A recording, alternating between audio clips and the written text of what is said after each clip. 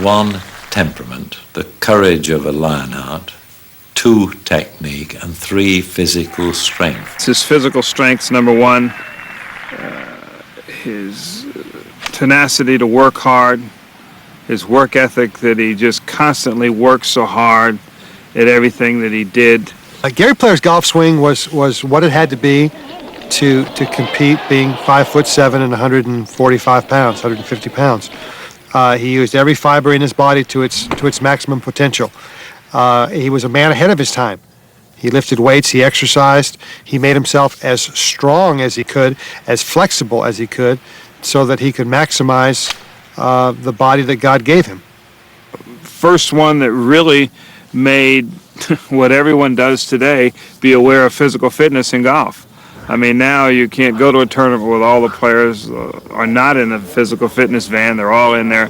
Everyone said Gary Player was crazy because he kept himself in such great physical fitness. I always felt like his golf swing was mechanically very sound. He got the club back in a very, very good position. He always had a tendency to rotate his head a little bit under, because he was going at it so hard. He wasn't given the luxury of a Jack Nicklaus of being able to swing at 80% and hit 165-yard 7-irons.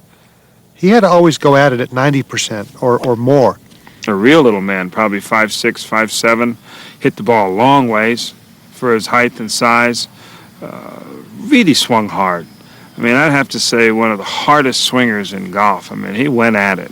One of the things which is so outstanding is the amount of recoil off his forward press. The right knee comes in a tremendous amount to set him off on his backswing.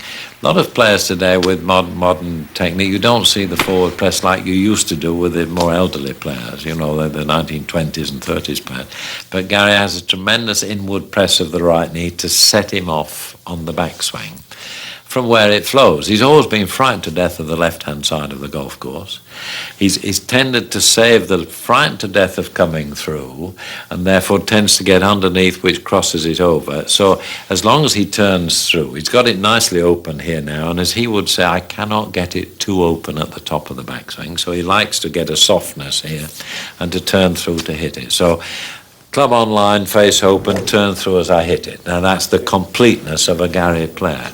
When I look at Gary Player's golf swing and golf game in particular, bunker play was undoubtedly the highest graded part of his game. He'd figured out how to dig his knees in, put his feet in, and cock the club and play shots. He just practiced, and he figured out a way to play bunker shots. He would chuck the balls into, and he played them from where they were. Now, most kids will put him in nice, easy positions and show everybody around what a genius bunker player they are. So he just chucked them in, played them from where they were. But he used to chop those. He didn't swing up the slope like most of us would.